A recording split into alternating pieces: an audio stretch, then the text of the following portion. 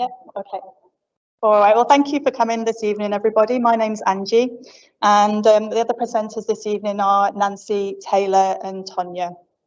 And we would like to start, firstly, by acknowledging the Aboriginal peoples and Torres Strait Islander peoples as the First Nations peoples and traditional and cultural custodians of the lands we work upon to support the provision of safe and quality health services and pay respect to elders past, present, and emerging.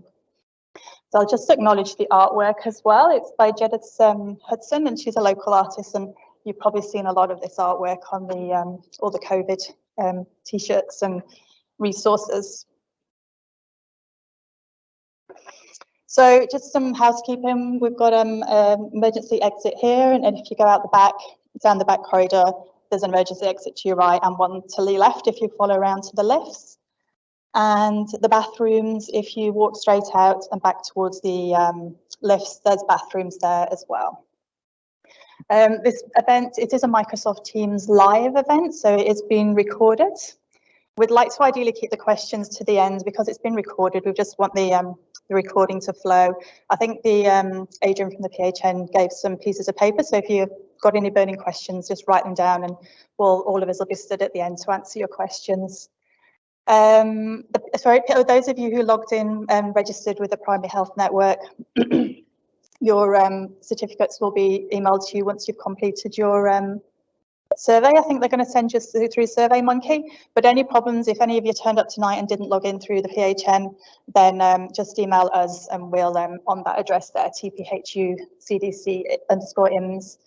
I missed my second point, which was to say thank you to Adrian and the Primary Health Network because they organised our invitations tonight. That's Adrian, and they provided the food and they're going to look after your certificates.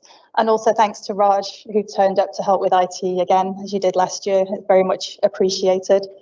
So I'm going to go through the influenza update. Taylor's going to do the cold chain updates. Nancy is going to do a COVID update, and Dr. Tonya is going to do another COVID talk about future directions. There's quite a big content tonight, I'm afraid, so we'll try and get through them as quick as we can. I'm not going to go through everybody, but tropical public health has grown quite a bit in the last 2 years. We've had quite a bit of extra funding, some of it only temporary, unfortunately. But our team is a lot bigger than it used to be. I'm still working in the field of immunisations, and I'm currently job sharing with Taylor, and we've got Karen joined our team as well, and a new data officer, Hayley. And then I'll just point out Nancy's been concentrating mainly on the COVID vaccine rollout, and Nancy's joined by Eri Bridgewater, and Kathy Lord-Phillips is her data officer. So there's quite a lot of us up there, but it's pretty much still got all the same CDC where they've got extra staff as well.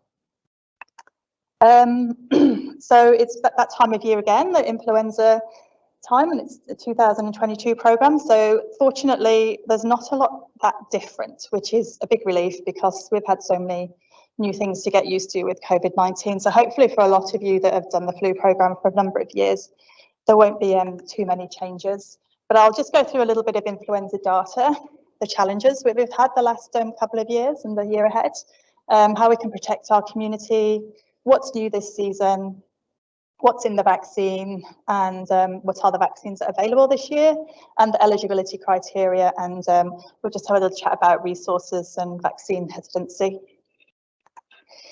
So I think we showed the same slide last year. The picture, we always have a flu season every year, and in 2017 and 2019 we had two big influenza seasons.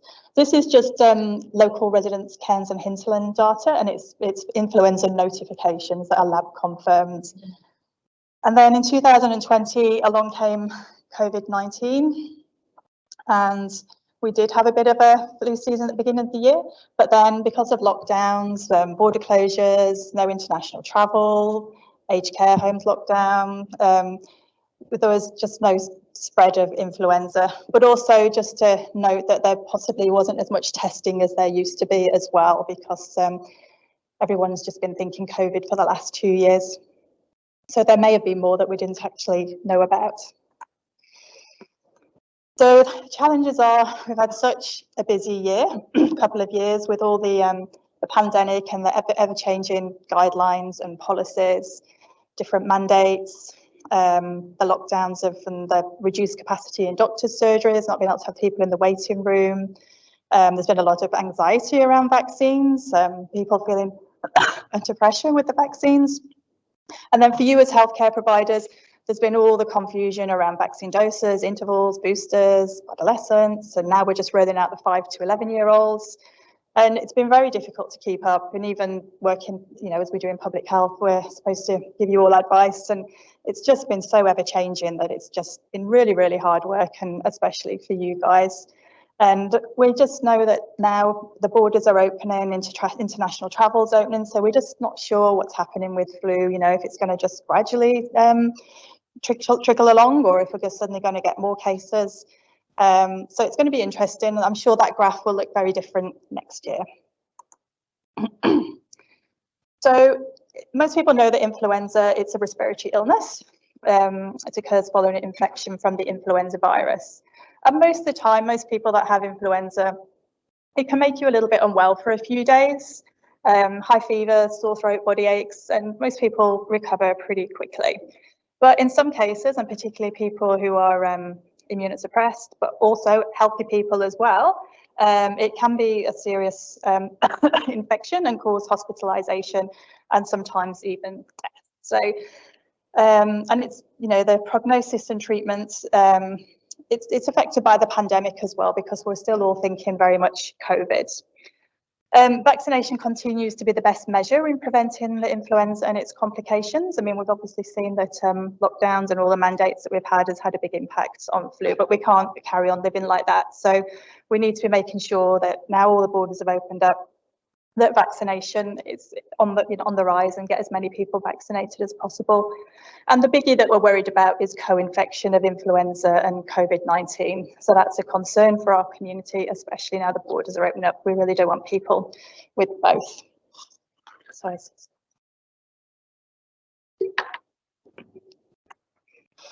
So what's new this year? Well, at least we know that COVID vaccines can be co-administered on the same day with the influenza virus, and that's one of the main points on the ATAGI statement. So that's good news. We don't have to have those 7 days separation anymore. Influvac Tetra, it was previously registered from 3 years, but now that can be given from 6 months of age. And the Fluzone high dose, we didn't have that last year, I don't think, but it's out this year, but it's only on the private market, and it can be given from 60 years of age. And the safety of concomitant administration of Fluad Quad and Shingrix, that's not been studied. It is acceptable to give them together if necessary, however, separating by a few days is preferred with that. We'll have a little talk about Shingrix a little bit later. So in the vaccine this year, they're all quadrivalent vaccines. So we've got 2 A's and 2 B's. The A is the H1N1, and the Victoria and the Phuket, they were both in the influenza vaccine last year. This year, the changes are in the A, we've got the Darwin, and one of the B's is the Austria. The cell base is just a little bit different, and that's just because of how they make up the vaccine. That A vaccine has got the Wisconsin. And all the ones on the NIP are quadrivalents. So this is the same advice as last year as well. There's less than 1 microgram of egg protein in the vaccine. So there's no reason why you can't have a flu vaccine, whether you've got an egg allergy. And even people with egg-induced anaphylaxis can still safely have the flu vaccine, but we would ideally be wanting to give that flu vaccine in a medical setting, not in an outreach setting, and make sure that they wait 30 minutes post-vaccination.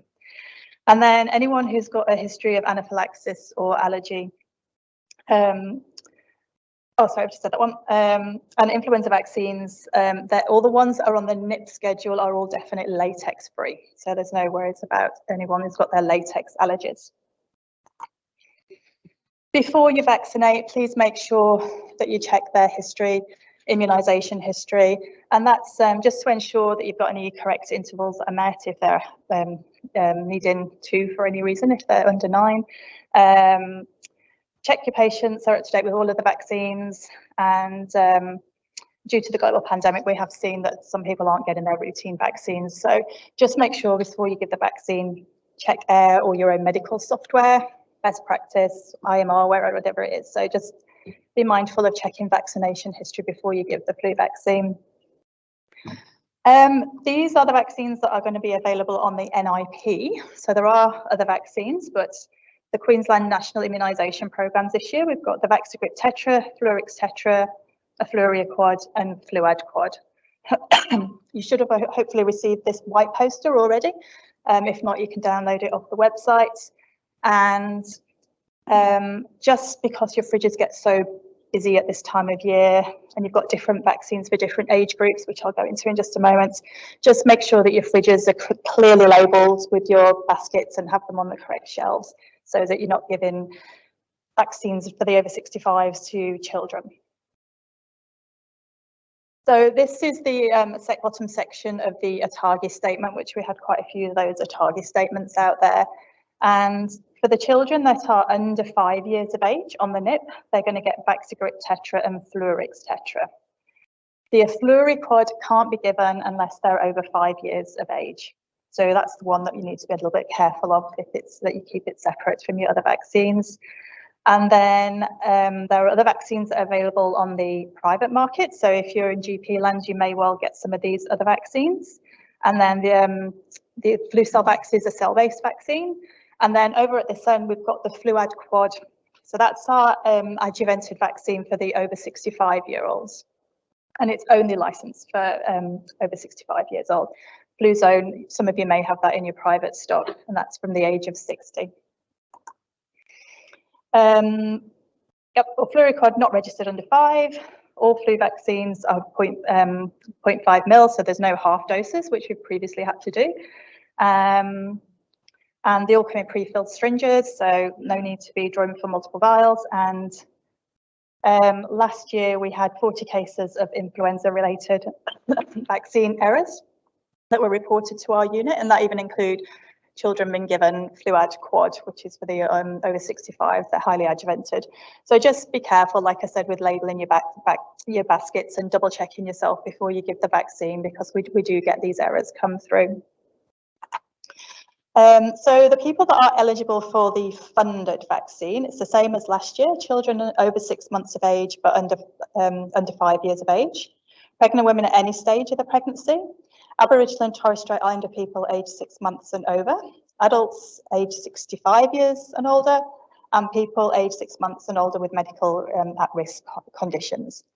But you all work in healthcare, so the hospital should hopefully have their staff programme. If you work in a GP clinic, hopefully your GPs are providing flu vaccine for you.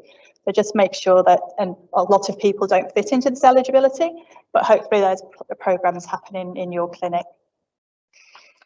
So we'll just talk about the children. So we've said that the children have to be 6 months of age and under 5 years of age. The two vaccines that they're going to get in that age group are Vaccigript Tetra and Fluarix Tetra.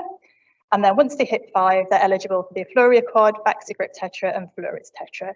And just remember that children under 9 years of age, they get the first time that they receive, the first year that they receive the flu vaccine, they get 2 doses in that year.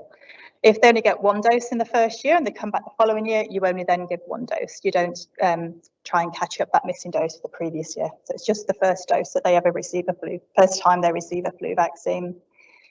So the flu vaccine can be safely given with all the other vaccines on the Queensland Health immunisation schedule. And that's what our schedules look like. Most of you will know that. These are our posters that we've just had at the back, because some people do get very uncomfortable about giving more than a couple of vaccines. So this nicely describes, this poster specifically made for under 12 months of age. And you can show it to parents as well if they're feeling a little bit uneasy about the child, how many vaccines they're getting. And just remember that there are specific vaccines. Some of the errors that we do get is that children aren't getting, Aboriginal and Torres Strait Islander children aren't getting those additional vaccines, which is the Prevnar 13 additional at 6 months, the Pneumovax 23 at 4 years of age, and also the hepatitis A, and then the Bexsero as well. So just always make sure you read the schedules. This schedule hasn't been the easiest to read, and there have been incidences where Bexsero has been given at 6 months as well, which It's not actually due at 6 months, it's just for the medically at-risk children. But I think a lot of you in here will probably know that it's been a really, really hard schedule, not that clear to follow in the medically at-risk section. And these are going to be updated hopefully later in the year. That one. So influenza in pregnancy. So it's a serious disease for the pregnant woman, the fetus and newborn babies. So pregnant women are twice as likely to be admitted to hospital as other people with influenza, and it can lead to preterm, low birth weight and even death in some young babies. And babies under 6 months of age, they are more likely to be hospitalised with the flu. Now, giving a pregnant woman the flu vaccine has a 3-in-1 benefit. It protects the woman during pregnancy and early motherhood. It protects the young infant by transplacental antibodies, and it also protects the young infant from the antibodies in the breast milk. And it's recommended in every pregnancy at any stage, and it can safely be given with the Boostrix and Adasol, which that is from 20 weeks gestation. Some pregnant women may receive 2 vaccines in 1 year. So a pregnant woman who's received an influenza vaccine in 2021 should receive the 2022 influenza vaccine as well, so that they get the protection from the latest influenza vaccine. And so that may mean that some women may have one in early pregnancy and one in later pregnancy. And also, if a woman receives a 2022 vaccine prior to her pregnancy, they should actually be revaccinated during the pregnancy as well, to give that benefit to the unborn child. And then obviously for the first 6 weeks when the child, for the child in the early days. And pregnant women, they've got the 3 vaccines that they can have. So they can have the Vaxagrip Tetra, the Fluarix Tetra and the Afluria Quad. So our Aboriginal and Torres Strait Islanders, our community are eligible for the flu vaccine, and we do see that Indigenous Australian populations experience higher rates of disease and a greater burden of illness. And they can have the vaccine from 6 months of age upwards, so that includes everybody. And for Aboriginal and Torres Strait Islander children that are 5 years and under, you just follow the childhood vaccines that you would give for any child. And then for your Aboriginal and Torres Strait people over the age of 65, follow the appropriate vaccine, which would be the adjuvanted vaccine. And then the other category is for people with medical at-risk conditions. And this purple section here is on the bottom of the ATAGI statement. And that's pretty similar to every year: your cardiac disease, chronic respiratory, chronic neurological conditions, immunocompromising, diabetes, renal, hematological disorders and long-term aspirin therapy. So that hasn't changed from all the previous years. And all Australians from 6 months who have a medical condition are eligible to receive the appropriate vaccination for their age group. And then there are just certain immunocompromising conditions, stem cell transplant and solid organ, where they would receive 2 doses in the first year post-transplant, and then 2 doses 4 weeks apart, and then annually after that. So it's just that first year where you would get the 2 doses.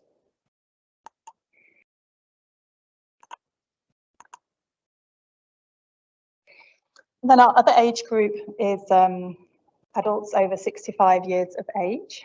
And adults over 65 years of age, they have the highest rates of influenza notifications and hospitalizations. So they have the specially adjuvanted Fluad Quad. So it's adjuvanted specifically and designed and recommended for this age group. And the adjuvant boosts the immune system's response, and it provides better protection for this age group. But it is only licensed for the over 65s, whereas the Fluzone that's out this year on the private market, they can have from 60 years of age. So just try and make sure there's no confusion with that age group. It still is 65 years of age. And the Fluzone works in a slightly different way. That contains 4 times the dose of each antigen, whereas the other one is the adjuvanted. And while Fluad Quad is the only funded vaccine on the programme in this age group, there's no preference, only that most people would obviously want the funded. And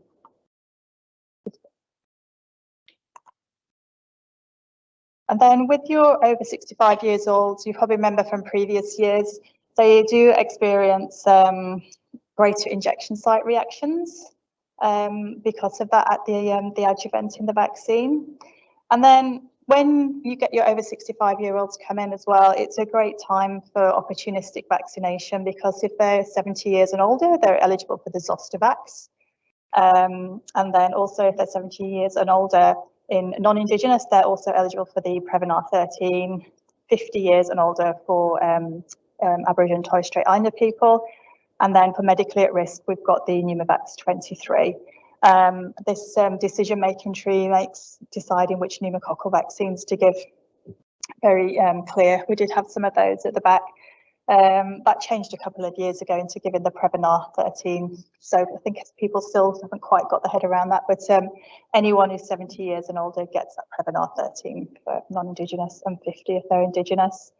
And influenza vaccines, they can safely be given at the same time as COVID vaccines, Zostavax, Prevnar, and Pneumovax. And just check the handbook if you need any more information on the vaccines. Excuse me. Had quite a few phone calls on Shingrix recently. It's a new vaccine that's come onto the private market for shingles, and we have Zostavax at the age of 70, which is the funded vaccine for shingles. But this is only available on the private market, and this one is actually an adjuvanted vaccine. It's not live. You do need 2 doses, 2 to 6 months apart, but it can be given to immunocompromised people as well as immunocompetent. So we are getting more questions about this vaccine. Shingrix is actually preferred over Zostavax for 50-year-old due to its higher efficacy. So if you do get people who have previously had Zostavax and they're now asking for Shingrix, Shingrix can be given, but you do have to wait 12 months since the Zostavax vaccine. And the same rules apply as previously. If you've had an outbreak of shingles, you do have to wait 12 months post-episode before you give either the Zostavax or the Shingrix.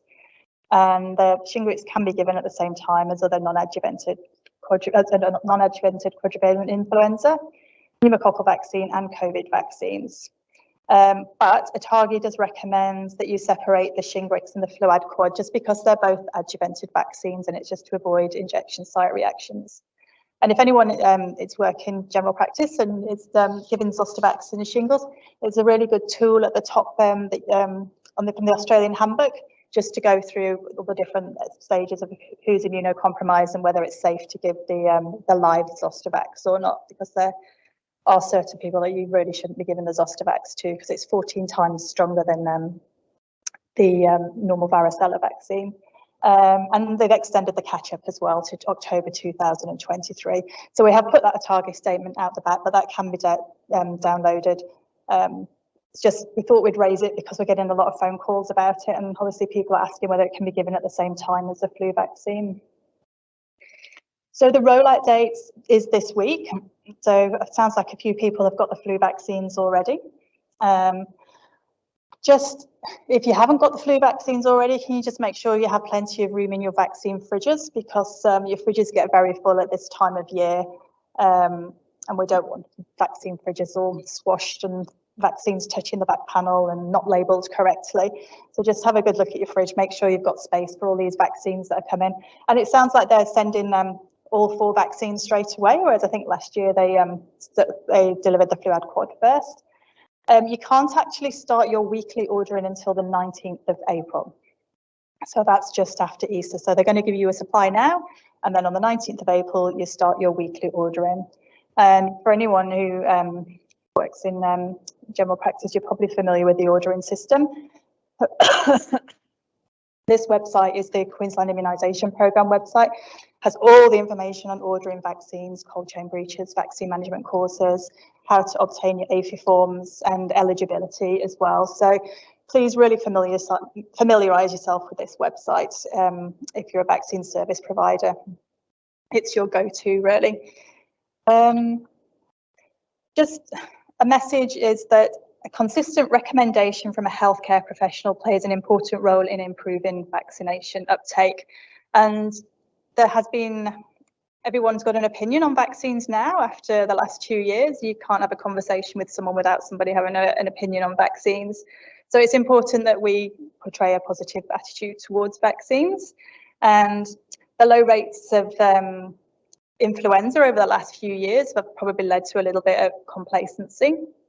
And there's also pandemic fatigue, you know, everyone's a little bit over it, and now we're throwing more vaccines at them, and people are already sort of, you know, the winter COVID vaccines come in, and I think everyone's just finding it a little bit much. So we need to be as much evidence-based in our work as possible, and be able to provide sound advice, and the, you know, the borders are opening, so we don't know quite what we're going to see over the next few years, and just be wary. You know, everyone's got access to social media, everybody is a vaccine expert at the moment, so it's important that we have sound information that we're given. We brought a lot of resources, but there's so many resources for you guys. The NCIRS, there's frequently asked questions, information. They're really good for you when you're taking all your calls from patients or queries, the target statements, and then that's the Queensland Health website. So just use all your resources. We're going to send a resource list through to everybody that's attended in the next few days once we've finished all our education sessions. We've just got one more left tomorrow night.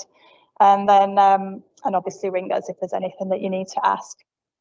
The target statement is kind of the main one that we use. And just please make sure that you all have access to the Australian Immunisation Register. If you're a vaccinator, you really need to have access to AIR. And last year it became mandated that all vaccinations should be added to the Australian Immunisation Register. And that's not just your NIP vaccines, that's your private vaccines as well. And they need to be reported within 24 hours. So it's your responsibility as a vaccinator to add your vaccines to the AIR. And if most of the GP practices probably have clinical software that automatically uploads your vaccines. So you probably don't have to worry about it too much. And if you don't have a Proda account to do this, just get your organisation to help set you one up.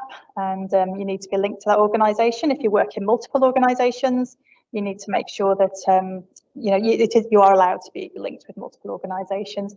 And we have Kathy Lort-Phillips and Alyssa Larkham, who are our data officers, and they're the Proda experts. So any problems, give us a call and they'll get you linked up to that.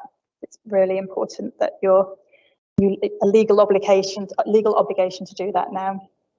And then this just came out 2 days ago, the emergency order for COVID vaccination and influenza vaccination. And I'm just raising it for most of you as vaccine service providers who work under a GP or an IPN.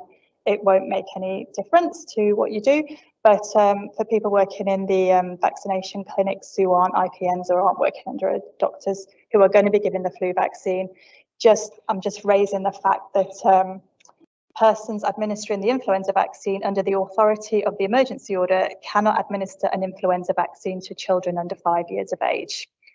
And if you are working in the clinics vaccinating people for influenza vaccines, just remind them that they might need other vaccines and they should probably visit their GP as well, because normally when people come for flu vaccines, it's a time when we give quite a bit of opportunistic advice and other vaccinations. That's influenza. We've got a lot to get through, so I probably went a little bit quick.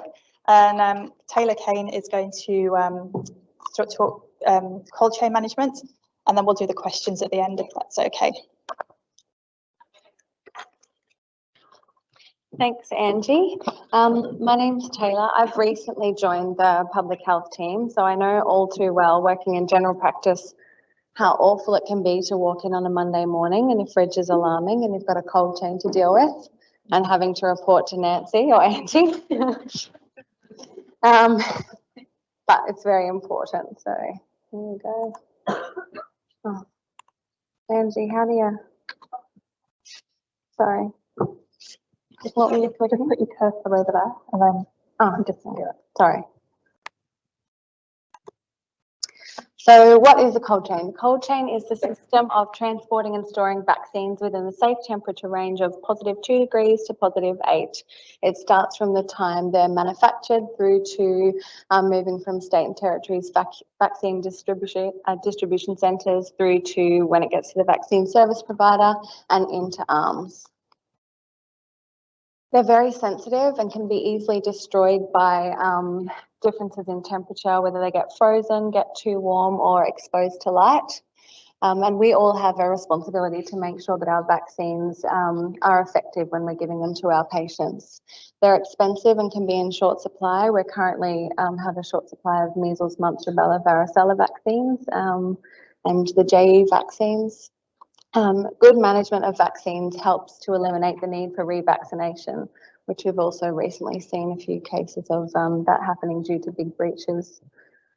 Cold chain breaches can occur even with good procedures in place. You know, in the far north Queensland with our cyclones and weather issues, it's very difficult, but we need to make sure that we're giving effective vaccines. Key principles are to always store vaccines in purpose-built vaccine refrigerators. We don't support the use of domestic refrigerators to store vaccines. They're not reliable. Nominate staff members to be responsible for vaccine management. It's often helpful to have a couple of people who are one main person and then people in their absence to take over. All staff involved in vaccine management should be and procedures should be trained in vaccine management, whether that's reception staff, getting the vaccine order if nurses are busy. Every 12 months we should perform self-audits, check and record the fridge current, min and max temperatures each day. So previously, it has been only the minimum and maximum, but we also need to be recording the current temperature twice a day. And for Quirk's fridges, it's a bit different. We need to check that each time and make sure we're recording from the log tag. Every vaccine fridge should have an alarm, and we should all have plans for cold chain breaches and power failures. Report any breach outside of the cold chain, except for variations of up to 12 degrees that last less than 15 minutes while restocking or checking your vaccine expiry dates. Any breach needs to be reported to the immunisation program unit via email, no longer via phone. We need to strive for 5, which is in the middle of the safe range. Don't discard any vaccines until the breach has been reported to Queensland Health and then that we've spoken to you. And we need to follow the guidelines for packing and monitoring vaccines in coolers, which is in the Strive for 5, and there's plenty of books out there in the foyer.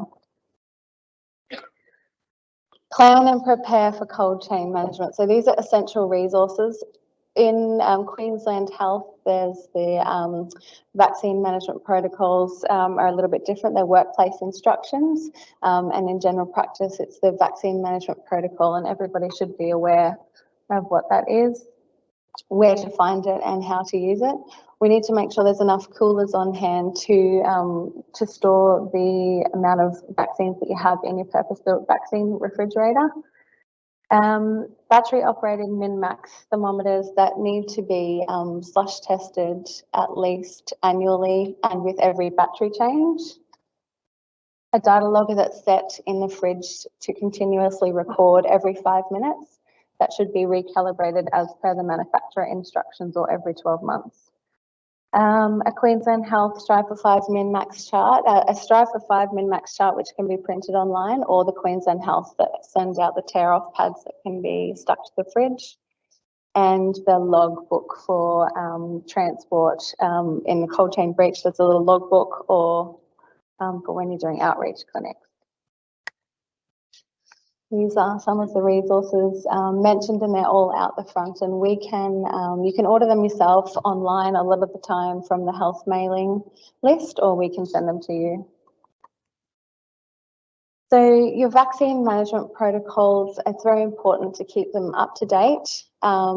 If you've got a new fridge through the pandemic, it's a good time to look at them and make sure that that new fridge is on there and that everybody in the practice knows where to find it.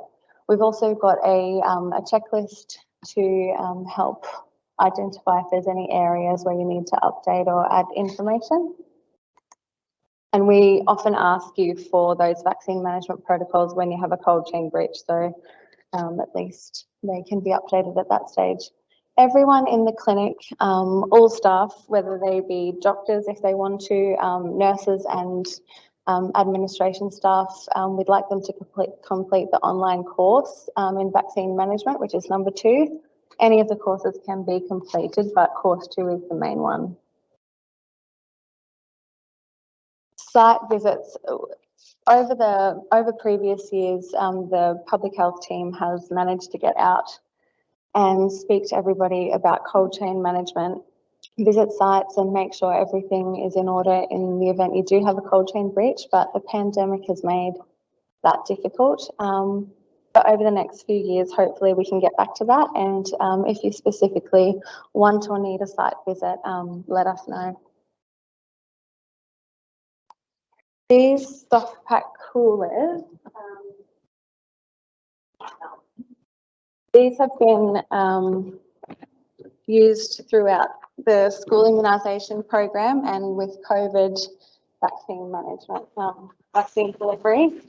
They're very easy to use and easy to store. They fold right down. They don't need the ice bricks to be, there's no sweating. You can just take them out and slip them right in the side.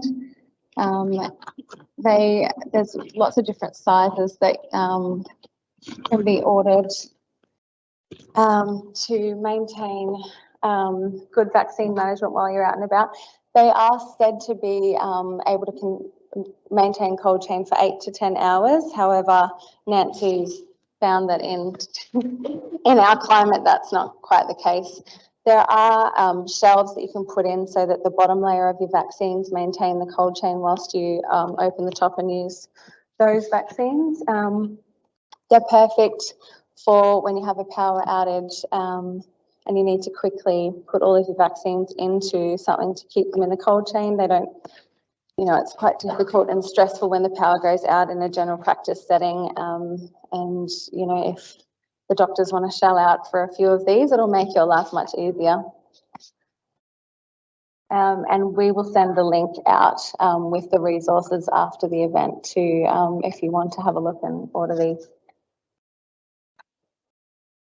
Not cold chain related exactly, but catch-up schedules. We've had quite a few over the last few months, more than in previous years. So last year, we often get cold catch-up calls, but the complicated ones that we recorded for 2021 in total were 46.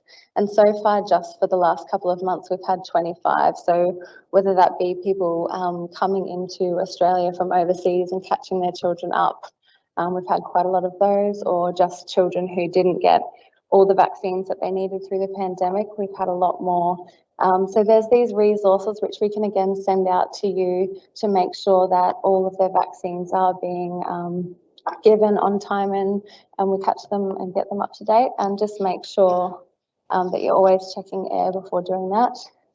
The Australian Immunisation Handbook catch-up calculator is there to be used and is useful, but there are a few discrepancies with their advice. So if you ever want to, and please feel free to email us with catch-ups, we are more than happy to check them off for you.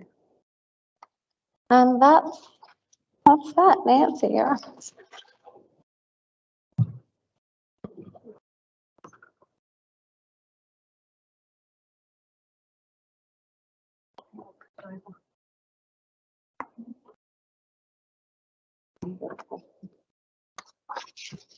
Yeah, and it just clicks. Okay. Hi everyone, for those that don't know me, I'm Nancy, and currently over the past year and a bit I've been doing the COVID-19 vaccines and just supporting anyone out there that needs the support.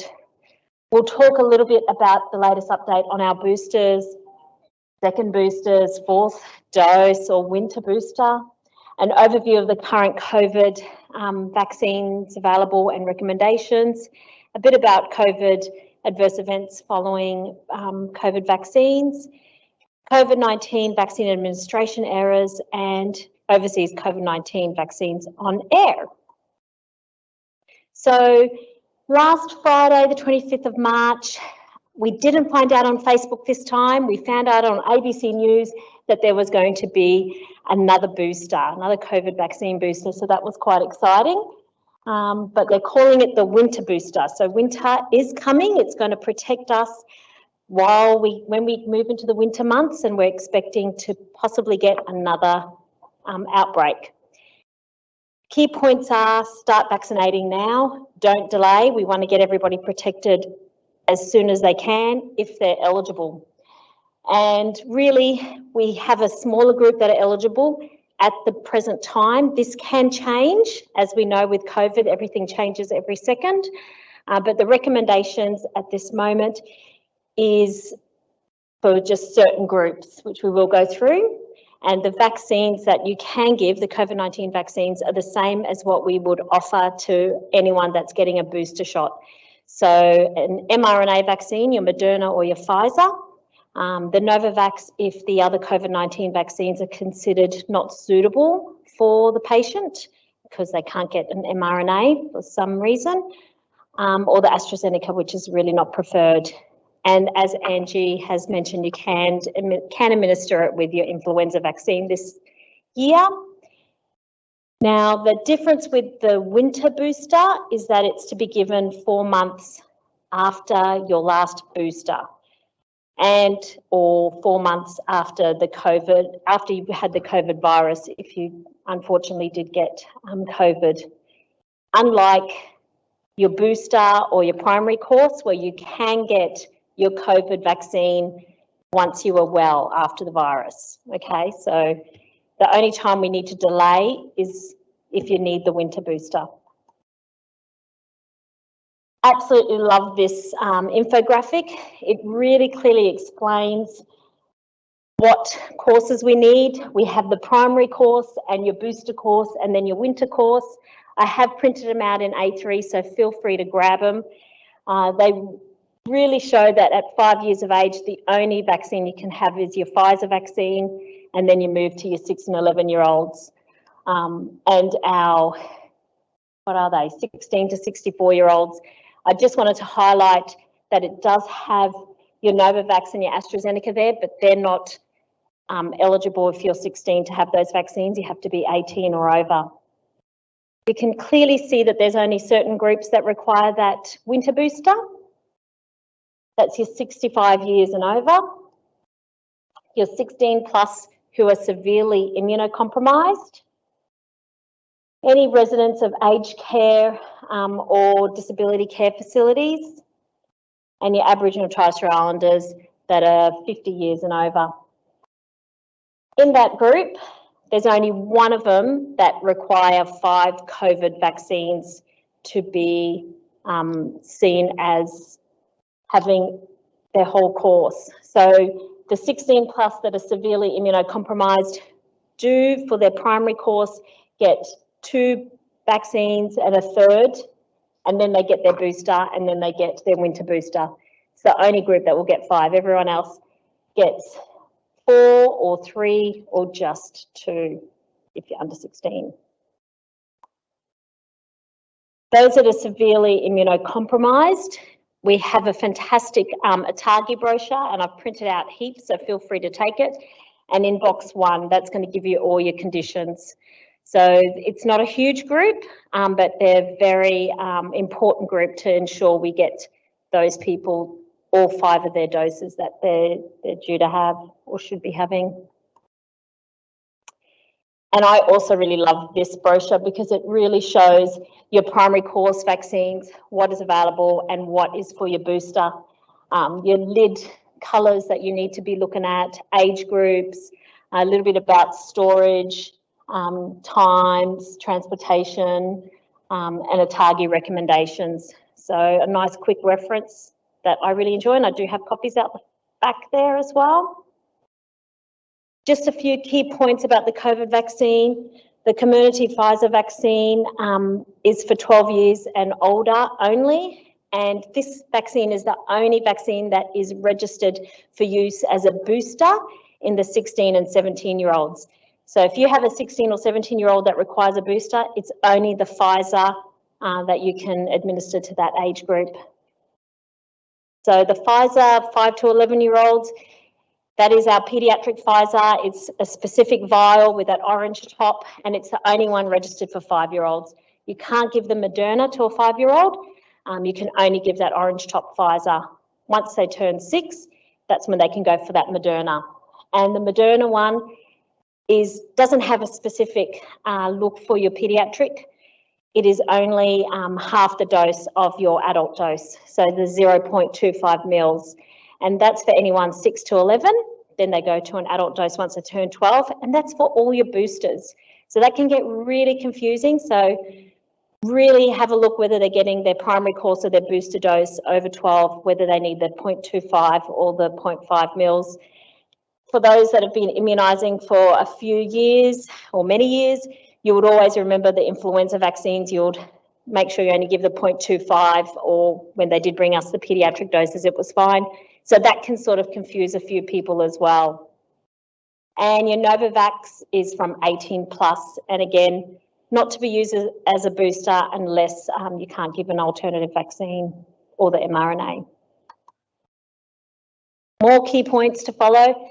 The ATAGI recommendations must be followed over the guidance of the product information. An example of this, and we do this with every other vaccine as well, but an example of this for your COVID-19 vaccines is the TGA approved the Moderna for 6 to 11-year-olds as a 2-dose schedule, the 0.25 again at 4 weeks apart, whereas ATAGI has recommended it to be given 2-dose, that 2.5 mils, 8 weeks apart. That's the one we follow. That is what we would strongly recommend that you do, not the 4 weeks apart. Of course, this interval can be shortened, but that's only in really special circumstances, especially if they want to travel overseas. Another key point, as of the 31st of March, residential aged care workers, including students, contractors, volunteers, those lovely GPs that go out to our nursing homes to give our patients, well, the residents, their immunisations, they must have an up-to-date vaccination status. So the difference with an up-to-date is that you have to have your primary course plus your booster and your winter booster if you're 65 or over or eligible, shall I say, whereas fully vaccinated is just your primary course. So they really must be up to date and have their booster shot. So adverse events following immunisations, as per the Australian Immunisation Handbook, it's any negative reaction that follows vaccination. It does not necessarily have to have a causal relationship with the vaccine. In Queensland, under the Public Health Act 2005, all APHIs are a notifiable condition. So regardless of what vaccine it is, if they had a reaction following the vaccine, Queensland Health require you to notify. Under the Public Health Regulation 2018, Schedule 1, all COVID vaccines of adverse events of special interest are notifiable. So this is Australia-wide. So unlike in Queensland where we do all APHIs, the other states, they only will notify of, well, some will notify all, but others will only notify the COVID-19 of special interest are quite notifiable. But here we are in Queensland, we need to notify all APHIs.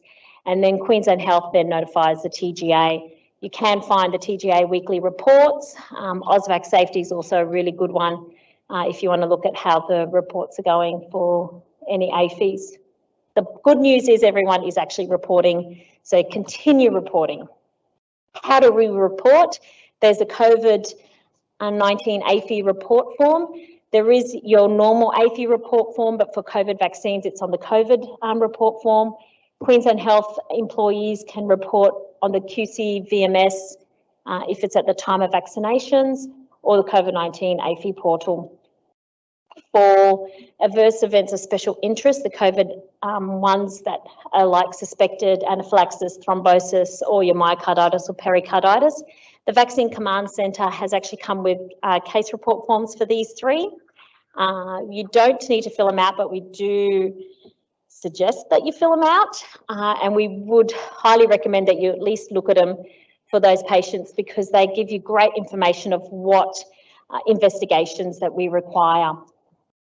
So that's your COVID APHI form, and these are the three forms. you can all find them online, and we'll put them on the links that we're going to send out to everybody. All these forms get emailed to the covid_AFI@health.queensland.gov.au. Just a quick overview of reported AFIs to Tropical Public Health Services. So we receive adverse events following immunisations for all of North Queensland. So for the Cairns HHS and for the Torres and Cape HHS. 2017, we had 40 reported because we get every single one of them. 2018, we had 47. So that's when the no jab, no pay extended the amount of vaccines. Then we were sitting around 38 for the following 2 years. Last year, we had 29. That's just vaccines, not COVID vaccines. It's every other vaccine. Anybody want to guess how many we had last year just for the COVID vaccines?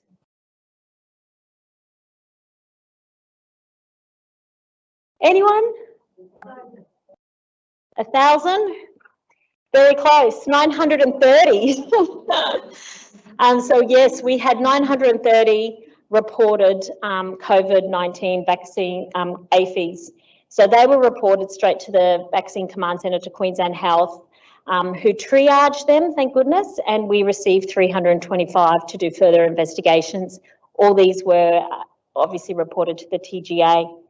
This year thus far, we've actually had 111, and we're sitting on 36 that we've had reported back to Tropical Public Health to further investigate, which is great. This is what we really need. We need everyone to report so we can see the safety of these vaccines. So it doesn't mean that they're all very serious. It just means we're doing our job and reporting. Temporary medical exemptions. An exemption should not be given if an alternative 19 vaccine is available.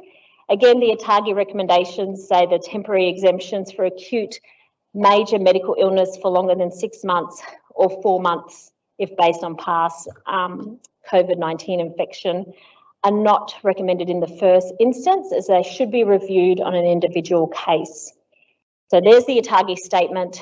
I know that everyone's coming in saying, I've had COVID and now I don't need to have a vaccine. That's not the recommendation. I actually really like this form. It's the COVID-19 vaccine exemption form. I've printed a whole heap out there as well. This is a really great form, easy to read.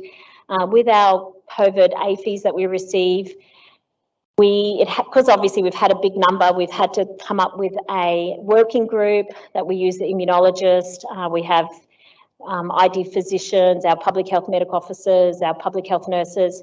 We work through them, and we do now send letters back to the GPs if we do know who the GP is, and advise as well whatever advice came out of that COVID AFI, and send this form to help them with any COVID exemptions that they may be looking at. And it clearly states there that vaccination can be temporarily deferred for 4 months, but it's not a medical contraindication. Okay, so we still actually recommend that they get vaccinated as soon as they're well. Vaccine administration errors for COVID vaccinations. 2021, we saw 38 reported VAEs. 26 were given too early, and that's when we first had that minimum interval between the COVID and the influenza vaccine. So really those aren't issued this year, which is fantastic. 4 where the wrong vaccine were given, 2 where there was an extra dose given. They probably needed it now, could have been the winter dose. And 6 where documentation errors were recorded.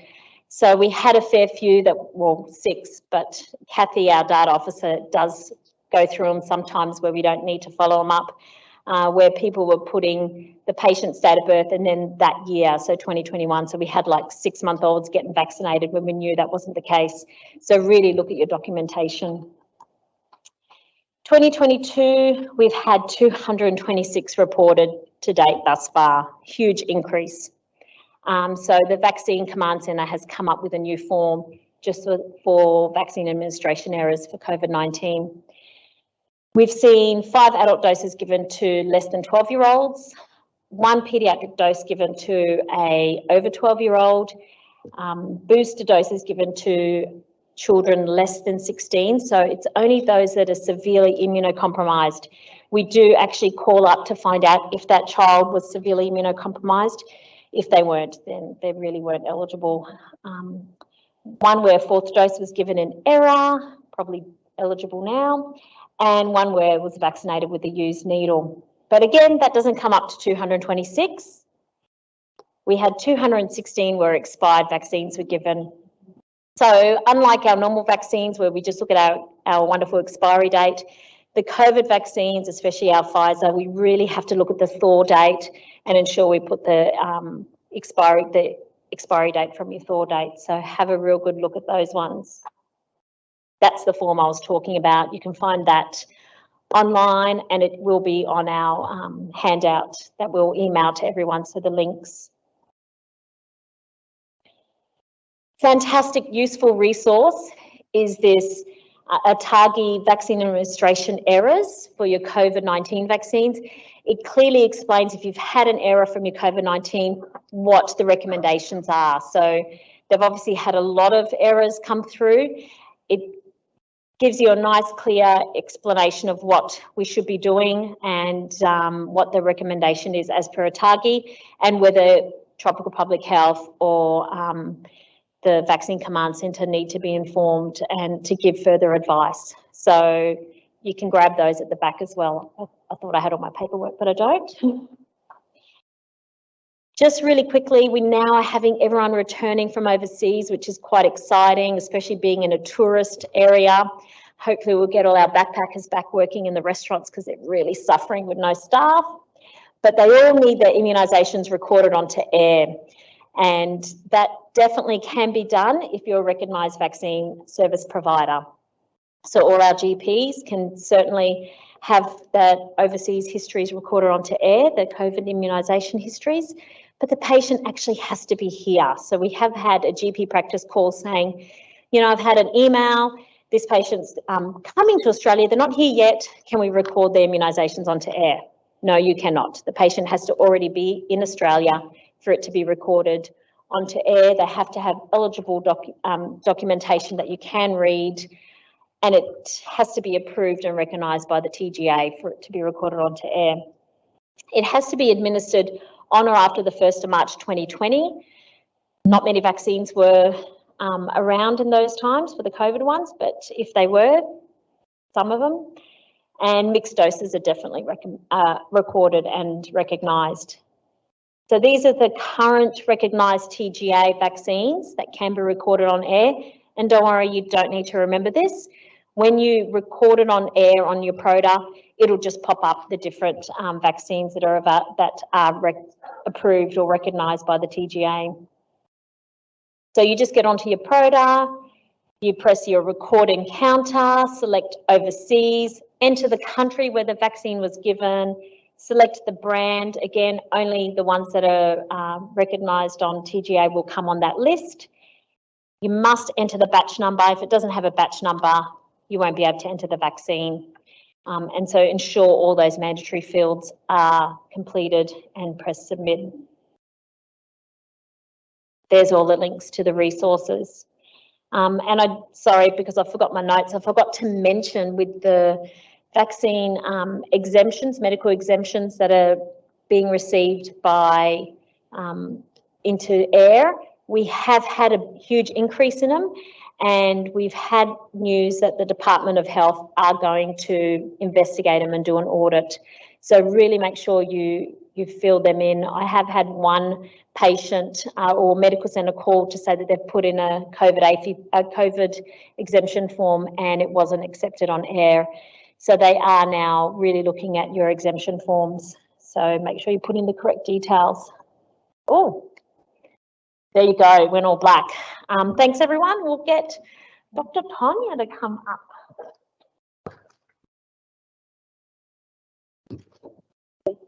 Got to press somewhere there, but I don't know why that screen went black.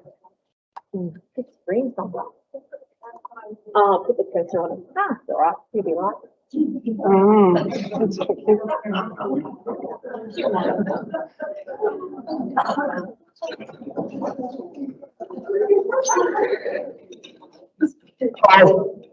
So I'll apologise because I am recently post-COVID and I do have a persistent cough, so I will try not to freak you all out, but it's given me this lovely singing voice. So my topic's on COVID vaccination future direction. So it's all a bit nebulous and vague. I am not a specialist and I definitely can't see into the future, or I'd be at the race course, I guess. But I'll do my best to try and anticipate some of the things that we might see coming forwards. So in order to look forwards, you have to go back first. So we are going to go back 2020. So the difference between 2020 and now is we have vaccines, which is really amazing. You know, I mean, that's such an incredible medical achievement to have reached the stage that we've reached in such a time frame. And this makes all the difference to what the disease is that we've got now compared to 2020. Lots and lots of different vaccines. I'm going to go into a bit of data, but I'm not going to separate all the data for each different vaccine or each of the different trials and things like that. Like, that would be crazy. So I'm predominantly going to speak about Pfizer. There is evidence for all of the vaccines, obviously, but it's just that's the one that's got most of the data associated with it. But it doesn't mean that we didn't have the same data for other vaccines. So how do the vaccines work? Well, they work by stimulating your immune system. This is a gross exaggeration, and I apologise to the immune system because it's an incredibly complex, intricate system, and I've oversimplified it into two parts. Your antibodies respond or your cells respond. So your antibody response is your rapid response. It comes in quite quickly. You can measure it easily. So often when people talk about do you have immunity or measuring immunity, what they're talking about is your antibodies.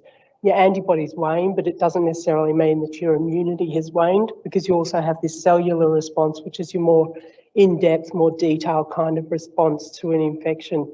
And that's harder to measure and harder to quantify.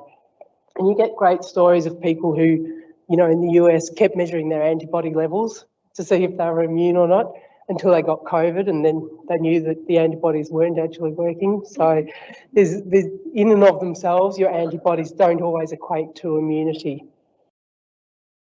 So the trials that they do, predominantly the phase 2 trials. So you do the first one where you look at inject some people, see if they get sick, is it safe? Second phase, inject people and see if they develop antibodies and show some immunity. So you have this sort of trial from Novavax. So this is your placebo, so you don't see any antibodies come up. 1 dose, some antibodies, 2 doses, more antibodies. With an adjuvant, you get higher levels of antibodies. So mostly they're looking at measuring the antibodies to see if you're having an antibody response to a vaccine. But that doesn't necessarily mean that everyone's got immunity. They've just got antibodies in their system. So how do we know if they've got immunity? That's your phase 3 trial where you look at, does it actually work? Does it prevent you from the virus? But then what do we mean by prevent? Do we mean preventing people from getting infected in the first place? Do we mean preventing them being able to transmit it to other people? Are we talking about preventing them from getting sick, so they still catch the virus but they don't get ill from it? Or they get ill but they don't end up in hospital, or they end up in hospital but they don't end up dying? So there's all these different steps in terms of where you can say, oh, the vaccine works. What does it do? Where does it work in this step? And obviously the more it works in this first phases, that has a flow-on effect, because if you don't catch the virus, you're not going to end up with all those other complications. But you have to always ask yourself, when we're saying it works, what part of the pathway are we talking about? So most of the trials looked mostly at preventing disease. It was easier to measure. You don't have to do regular blood tests to look for infection of asymptomatic cases, for example. So it was easier in the early stages with the trials to say, okay, did we see fewer people who, after vaccination, get sick with COVID? Because we can see it easily. And that's where you got most of these phase 3 results, where you'd see 162 in the placebo group got infected or got sick versus 8 in the vaccinated group. So you could show that how much fewer people get sick with COVID in the vaccinated group than in the placebo group. So they said, okay, it's effective at preventing infection and disease. Second one was, okay, we know it prevents disease. Does it prevent severe disease? Because no point preventing lots of disease if all the severe cases are still occurring. And again, rapidly came up with lots of examples. And by September, October, every hospital in the US was publishing this data showing how many of the patients in their hospitals were unvaccinated cases versus vaccinated cases, for example. Preventing death, again, good evidence that COVID cases, severe COVID cases that were vaccinated had less likely to die than severe COVID cases that weren't vaccinated, so appeared to have an impact on that step as well. Preventing infection, a little bit harder to measure, but again, when they started rolling out the vaccine, one of the things they did was do systematic blood testing on people over time, or swabbing, and seeing if they caught the infection. And again, really good evidence that the people who've been vaccinated were less likely to get infected than the people who weren't vaccinated. And finally, preventing transmission. So initially there was a bit of evidence that people who were vaccinated had less virus, so they had less virus carriage up in the airways. They didn't shed virus for as long as the unvaccinated people, for example. So anecdotally, it was assumed they probably reduced the risk of transmission. And then studies started coming through showing things like, okay, your household members of people who were vaccinated were less likely to get sick with COVID. And then they started doing PCR testing on close contacts and showing that if the initial case was vaccinated, you had a smaller percentage of their close contacts ending up becoming cases compared to unvaccinated, for example.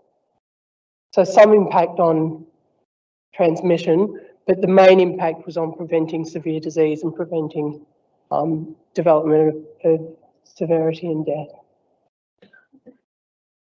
So there we are, we've got a vaccine, it works every time, some of the time. And then we come into this world of waning immunity and variants. So not Bruce waning immunity, but waning immunity. So waning immunity, what does it mean? What are we looking at? Well, we're looking at antibody levels. So again, over time, you see the antibody levels drop. Does that mean you're not immune anymore, or just that you've got less antibodies? And as I said, you know, detecting the antibodies isn't necessarily telling you whether you're immune or not. So you have to look again back at this. Does this mean these are also waning? So there's some evidence coming through, you know, this is AstraZeneca, the red line, Pfizer on the blue line, showing that over time, after a period of weeks after vaccination, elderly people, you started to see this deterioration in prevention of hospitalisation, prevention of severe disease and prevention of death, for example. So there was clearly an actual waning of effective immunity over time. And then in Israel, they showed that there was also increasing risk of infection, like clinical infection.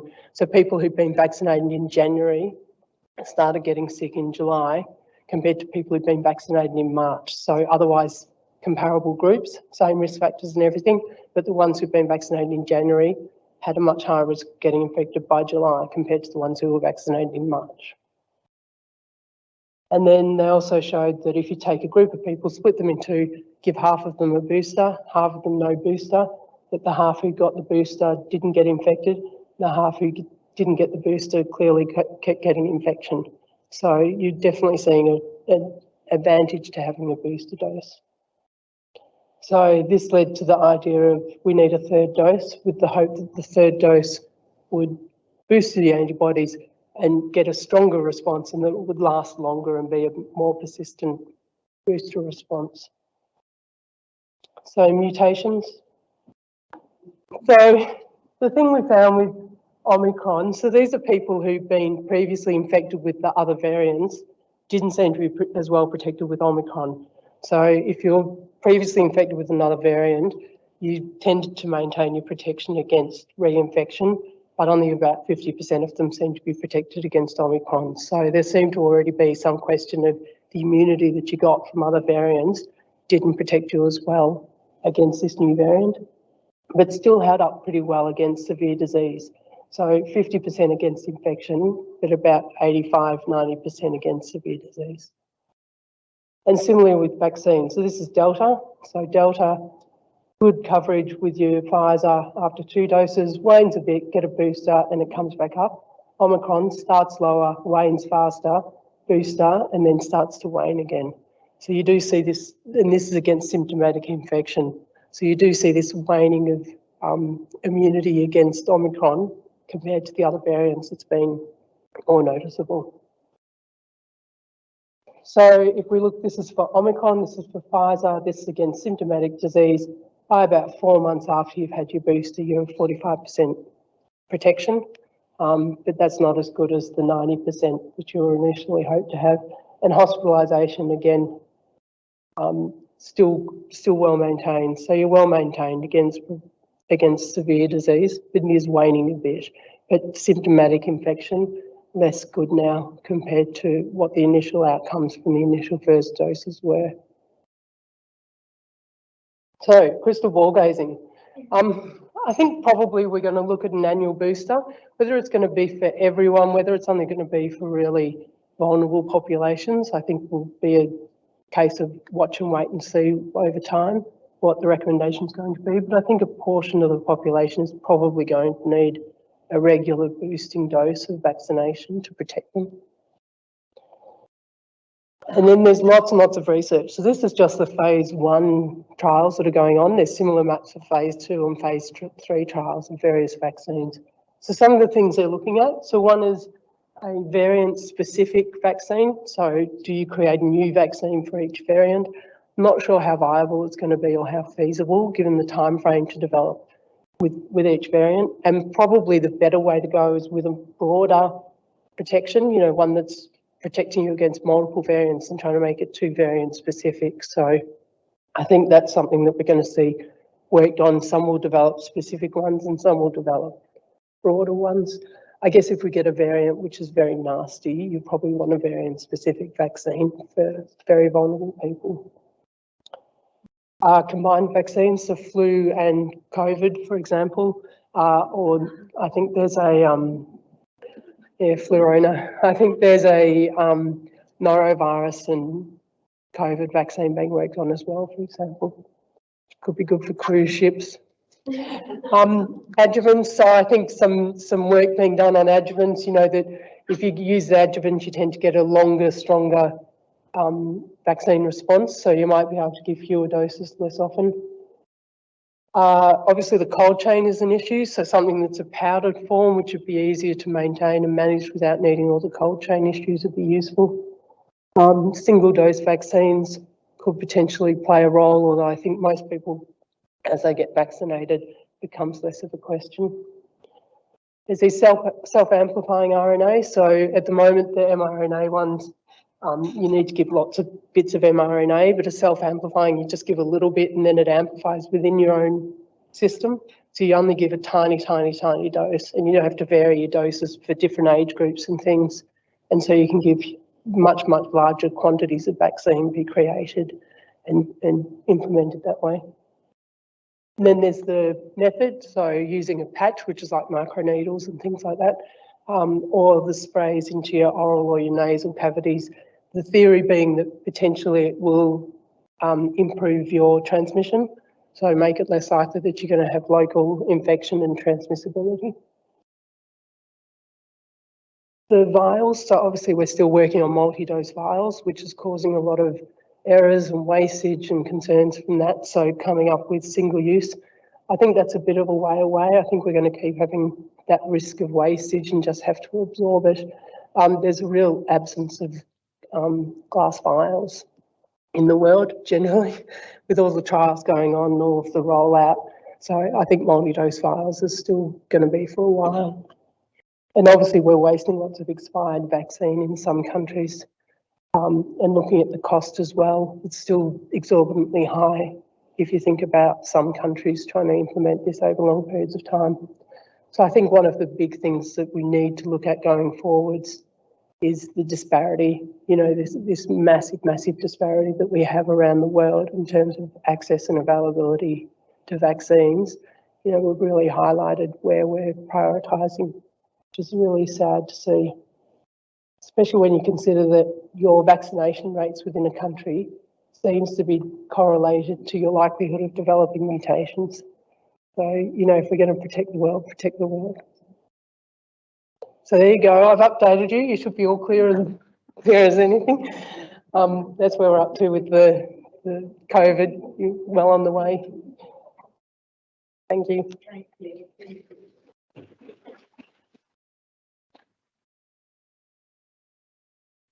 apple.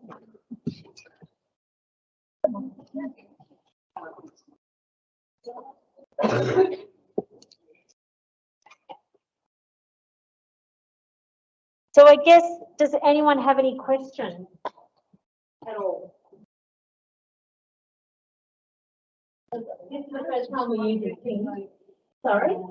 Vaccination in third world countries at the moment. Has that improved at all, you know? Is it? Yeah, I think that's a Tanya question. She needs a big water. I do with this? Yes, it's still a long way off, yes. So I'll come over to the microphone. So the question was whether the vaccination rates in third world and developing settings has improved. It varies a bit from country to country, and it depends a bit on which vaccine you're talking about as to how effective it is. But certainly some countries have done fantastic, you know, really got really good coverage. And other countries, it's really hard to try and interpret. You know, I think a lot of the African context we've seen, it's hard to judge what's happened with COVID in those settings because they don't have great testing, they don't have great access for cold chains or out of the question with some of the frozen vaccines and things. But the vaccine they've gotten has been used. So I think the lowest I've seen is about 5% for most of the countries in the Central African belt. So they're still a long way off. But then you look in some of the Asian countries sitting up quite high in the high 80s or so. It's a big world. But I think Gavi's still a long way off. You know, the Gavi Alliance in China, in terms of the commitment that was made by lots of countries to give vaccines to the COVAX initiative. Most of them haven't followed through in the end. They've gotten kind of sidetracked into booster doses and local decisions at the expense of giving vaccine, and then they tend to give vaccine that they're not going to use or it's going to expire too quickly to be able to be rolled out in complex settings. So yeah, we're not doing as well as we should. But I'm really biased. Any other questions? Just with the flu and the COVID shots, you can give them on the same day. With the COVID, can you give other vaccines on the same day, or is it still 7 days? No, it's the same day. You can give any vaccine with the COVID vaccine on the same day. Okay. Yeah. Yeah. Right.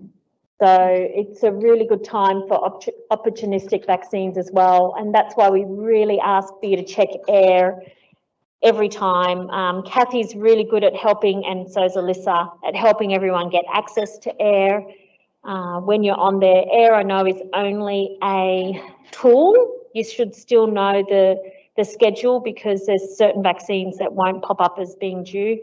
That includes our pneumococcal. I just can't push that enough. Our Prevnar 13, it's for anyone 70 and over. So if you've got a 90-year-old that's never had a Prevnar 13 vaccine and they've come in for their flu or their COVID vaccine, they're eligible to have their Prevnar 13. You don't have to be 70, it's over 70. Jab away. Any other questions?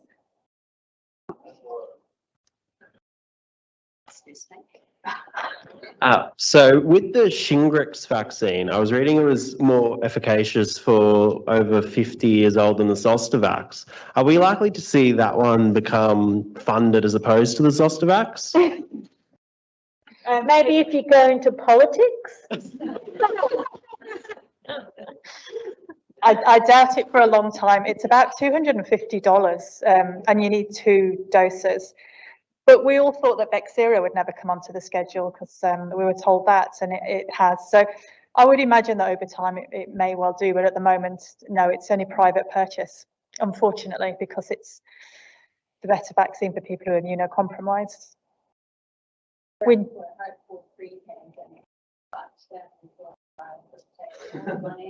Yeah. But it should still be offered in GP practice. We know that it's expensive, but for anyone who's had shingles, you know, it's well worth it. So it should be a vaccine that's offered. They need to know about it. They need to know about. I don't know what works with your private health cover, if that gives you any, yeah, depending on what cover you've got. So it is worth discussing with your patients that are 50 or over. Abby?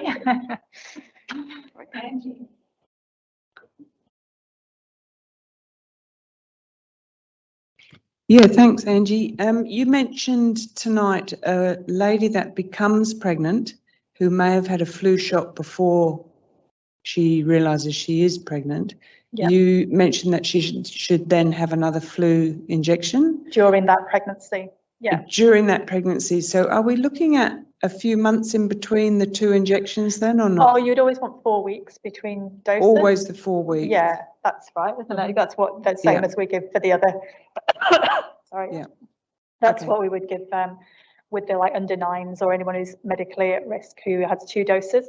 It's a 4-week interval. Yeah, lovely, thanks. Not a good look coughing, is it? Hi, my question's just, we have people that work in the COVID, they just give COVID injections. They're going to be putting their vaccinations straight onto QVMCS. QCVMS, yeah. Yeah, that's okay? Yeah, because that gets transferred over Okay. to air. Beautiful. So the Australian Immunisation, yeah, it's such a great database that it does, it's like your best practice or your medical software programs, it Yeah. does get. So that's for the influenza as well? Sorry? For the influenza as well? Oh, the QCVM, influenza probably. Yeah, any vaccine that goes on yeah. there, it's going to go straight onto air, and it's actually really quick from the QCVMS, so it's fantastic.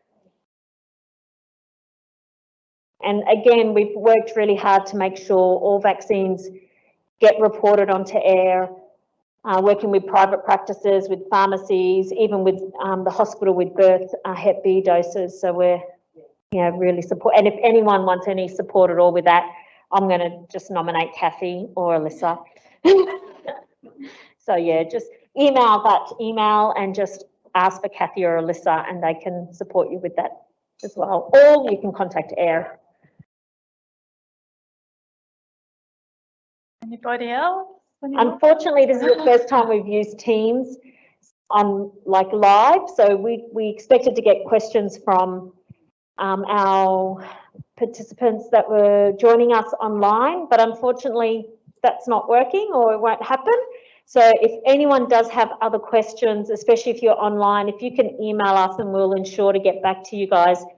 Really sorry, we're definitely not as tech savvy as we thought we could be. We're trying. But yeah, we're just really excited that we managed to do some education face-to-face more than just delivering it on online platforms. And if there's any problems with certificates as well, just email us. But the PHN for everybody tonight should be organising them. But any issues, we can issue certificates as well. Is that it? Anybody else? Finish nice and early, can give everyone an early mark. Anyone wants to play with our lovely soft pack, feel free. And I was going to go and try and find the PHN guy to see if he'll buy us some. You got heaps, don't you, Kelly? Okay, we'll log off for our online participants. Thank you. Thanks everyone.